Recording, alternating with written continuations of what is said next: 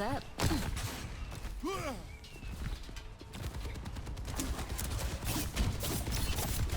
Eyes on the bad guys.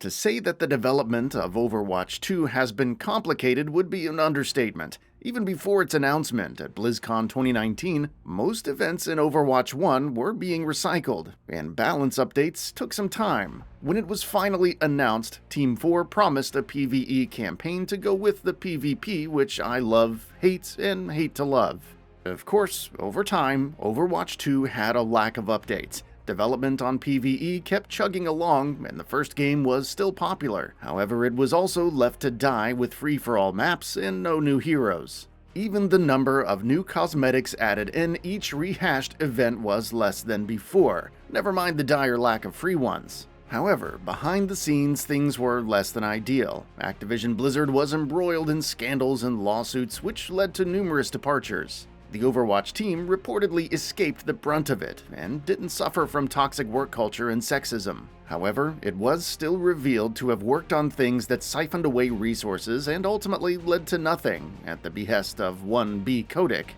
Last year, following the departure of Jeff Kaplan, Overwatch 2's PvP was decoupled from PvE with plans for a series of betas and improved communication. When Overwatch 2 was announced as a free-to-play early access title at the Xbox and Bethesda Game Showcase last June, it was obvious that it wasn't done. Heck, it was obvious when reports emerged of the game not even being released this year. This is a live service game where things will change and new content will be added down the line, including the promised PvE missions. Alternatively, it could bomb like so many before it and quietly waste away.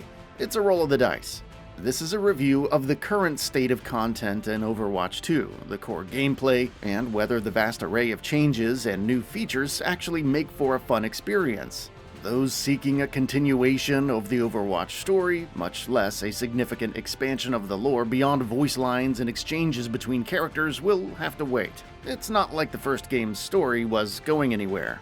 Overwatch 2's core gameplay is 5v5, with only one tank, 2 damage dealers, and 2 supports. Assault mode with its endless stalling is gone, replaced by push mode. 3 new heroes are added, along with 6 new maps.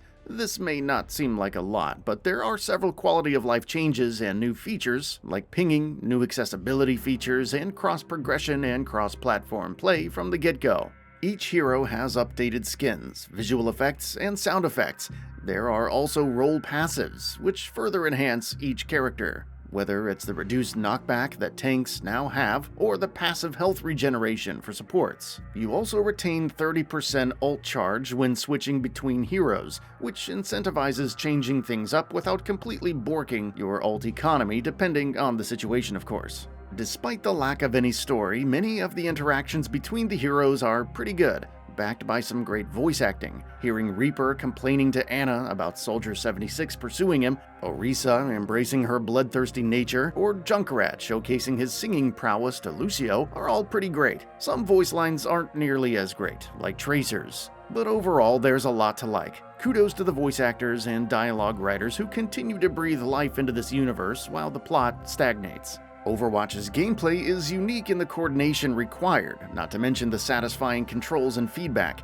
While 5v5 feels more chaotic at first, it's also faster paced. Fights now hinge on positioning, knowing where your allies and enemies are, and peeling for supports. Without a second tank, you're less likely to be held up at choke points, but the supports are also more vulnerable. However, it also means you shouldn't linger when a fight is lost. The risk versus reward of potentially turning a fight or saving your ultimate to mount a comeback is more pronounced here, and adds to the overall fun and stress. Several heroes have seen changes, like Cassidy's flashbang replaced by a sticky bomb, Mercy's super jump tech now being part of her kit, and so on. Crowd control effects have been toned down, so Mei can no longer freeze with her primary fire, nor can Bridget stun you with shield bash. The remaining CC abilities either require a higher skill ceiling, like Ana's sleep dart has always had, or are more situational, like Orisa's new javelin throw.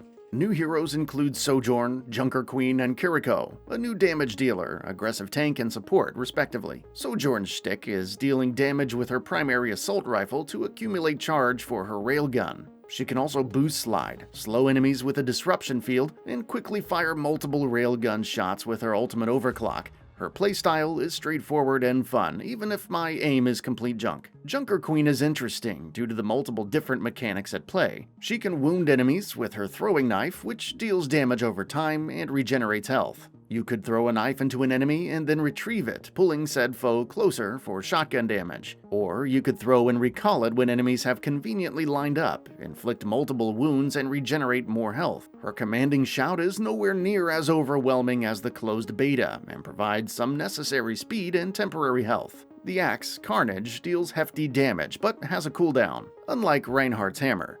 Rampage is a great ultimate in terms of damage over time and anti-heal properties, but it still needs some follow-up. Kiriko is the newest hero, capable of dealing 120 damage per headshot with a kunai throw and burst healing with Ofuda. Both of these have travel time, making her ideal from mid-range. However, she can also teleport to nearby allies, even through walls, which is great for repositioning around the battlefield. Throwing Protection Suzu cleanses allies of debuffs and provides temporary invulnerability, though the area is smaller than Baptiste's Immortality field. Her ultimate, Kitsune Rush, is also situational and can either be a fight winner or level the playing field thanks to the increased fire rate, movement speed, and reload speed. Out of the three, Kiriko still needs a bit of work. When she teleports away, there's no indication of her direction. Switching between the kunai and Ofuda also doesn't feel as snappy as Moira's healing and damage, and the Suzu feels like it takes way too long to deploy. Nevertheless, she's a fun addition to the roster and further diversifies the support pool.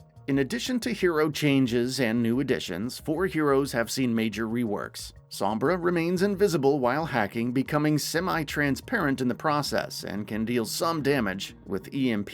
Bastion can now move in turret form, which is essentially a tank, but it's for a limited time. You need to be smart about when to pile on the damage. His ultimate is also decent, though not amazing, and other changes to his primary and secondary weapons, particularly the explosive shot, are good.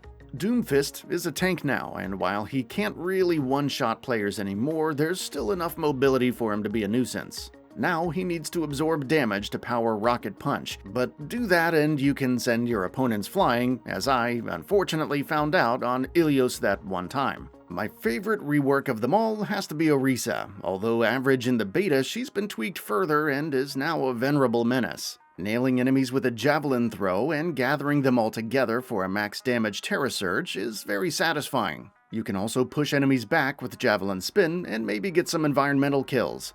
As for the new push mode, it's a very back and forth encounter that can snowball quickly if a team knows what to do. Still, using the bot for cover while fighting to keep the advantage and ensuring your forward spawn remains intact adds some great strategy. Match times can be pretty long, but there's nothing quite like closing in on an enemy's last checkpoint only to have them turn it around, leaving you scrambling to stop their march. My initial concern with Push is that its map structure would mean the same symmetrical design regardless of location. Thankfully, each map has unique hooks to help them stand out, whether it's the long corridor and underpasses of Colossio, the interiors and elevation changes of Esperanza, or the massive overpass and flanking routes of New Queen Street. Even the new hybrid maps are fun. Parisio feels tighter and more claustrophobic than Midtown, with its alleyways providing for some cheeky kills leading up to the club. Circuit Royal is the new escort map, and also deserves a shout-out for its long sight lines. Each map is gorgeously designed and full of detail, making them great additions to the lineup. The sound design is also worth mentioning, especially in the weapon sound effects. They're way meatier and more impactful. Cassidy's revolver is appropriately explosive, and you'll never mistake his location while it's going off. Voice lines that play when you're down a player also are very useful. Unfortunately, some of the sound mixing leaves a bit to be desired. In some cases, you might not hear an enemy moving around above you, which can be fatal at times. It's not a deal breaker, but may take longer to fix than your average bug. Other substantial issues surround the UI and visual clutter. The latter is especially egregious when there are lots of ultimates going off, and elements like Lucio's healing aura, which drowns your screen in a yellow glow,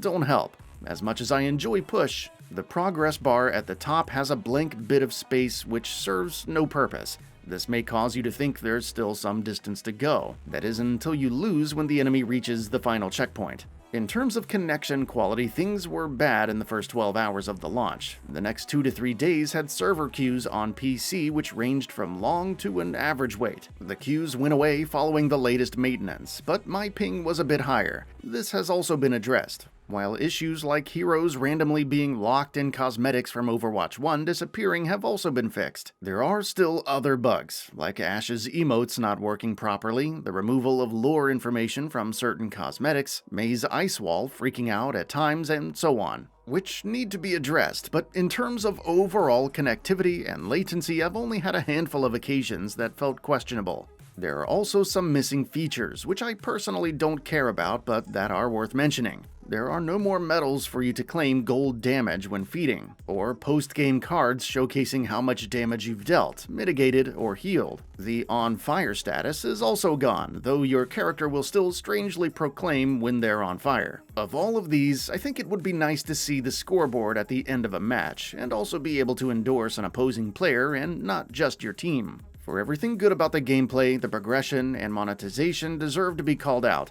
Loot boxes are gone, which is good, but you no longer earn anything from leveling up. Instead, rewards like player icons and title cards are doled out as free rewards when completing specific challenges. There's also the Battle Pass, which doesn't provide much on the free track. If you want any semblance of unlocks, and there are some decent cosmetics to be had, you have to put down $10 for the Premium Battle Pass, and it doesn't give the same amount of money back in premium currency like Fortnite. It also doesn't help that the price of legendary skins has increased. Overwatch 1 players can still purchase older cosmetics for legacy credits. However, when that runs out, one must spend money on the premium currency, Overwatch coins. Legendary skin prices have also been increased, meaning that a single legendary can cost almost $20. It's one thing to add new cosmetics to the in-game shop, which is packed with bundles and other microtransactions. Not being able to earn cosmetics in the base game without spending a lot of money or grinding out weekly challenges for months feels bad. Even worse, some legendary skins for Junker Queen and Kiriko don't feel like a drastic overhaul, which is what you would expect when putting down enough money to buy Hollow Knight, with some left for Vampire Survivors. Maybe this will lead you towards the shop to buy skins from there instead. Maybe you won't spend a single damn cent on anything, like me. As for the challenges, there are plenty of them, from the dailies and weeklies to seasonal, competitive, and one-time challenges. I haven't gone out of my way to pursue any challenges, and don't have the Premium Battle Pass, so no 20% XP boost. I'm currently at tier 14, and while I like the sheer amount of challenges available at a given time, winning 7 arcade mode games in a day or getting 20 team kills in a week feels like a chore. When the dailies are complete, matches dole out a paltry amount of XP afterwards, which gives me bad flashbacks to Halo Infinite's multiplayer launch. Further refinements are needed for sure. The system isn't terrible, but it could be a lot better, and some kind of non-Battle Pass progression to unlock items currently in the game would be great. Also, the amount of Overwatch coins from completing weekly challenges needs to increase. One thing is certain, having Kiriko locked at tier 55 needs to change. I received her immediately thanks to the Overwatch 1 Founders Pack, but even if she's not absurdly broken for me, it's just better to have her unlocked at rank 15 or 20. Yes, she's earnable within 3 to 4 weeks by probably playing 2 hours a day, but this is done for no other reason than to encourage spending on the Premium Battle Pass. The fact that she's the first new support hero to be added since Baptiste launched in February of 2019 and is locked behind a paywall shows that Blizzard is more concerned about Battle Pass sales with the early access launch. Whether that sits right with you or not, it's pretty lame to me. I haven't tried the first-time user experience, since I'm not a new player and only have so many phone numbers I'm willing to share with Blizzard. Nor have I put too much time into competitive. The latter feels good in terms of matchmaking, responsiveness, and queue times. However, I'm still a bit mixed about the ranking system, which updates your skill tier after 7 wins or 20 losses. Overwatch 1 wasn't perfect, but at least after placements I knew that my skill rating went up from winning a match and down from losing. Sure, how much my performance and that of my teams factored in was a mystery. But that same issue is in Overwatch 2, except now I don't know how much my victories or losses are affecting my ranking. Longer-term analysis is needed, but it also doesn't help that each role requires 7 wins or 20 losses to be assigned a skill tier. In its current early access, Overwatch 2 has a lot going for it. There are a lot of good things, especially for those who care about the core gameplay. But there are some negatives, whether it's aspects of monetization, the UI, or progression. This is a new beginning, for better or for worse. A lot hinges on the future PvE content, how Blizzard addresses the balancing concerns, whether future battle passes offer a decent slate of rewards, the appeal of limited-time events, new heroes and maps, and much more. At this moment, it is a fun and fresh new experience for me, fabled Blizzard polish be damned. Whether it remains that way is anyone's guess.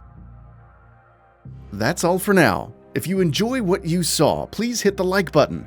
And if you're new to the channel, now is a great time to subscribe. We upload brand new videos every single day. After subscribing, don't forget to enable all notifications by clicking the bell icon. Thanks for watching this video, and we'll see you next time, right here on GamingBolt.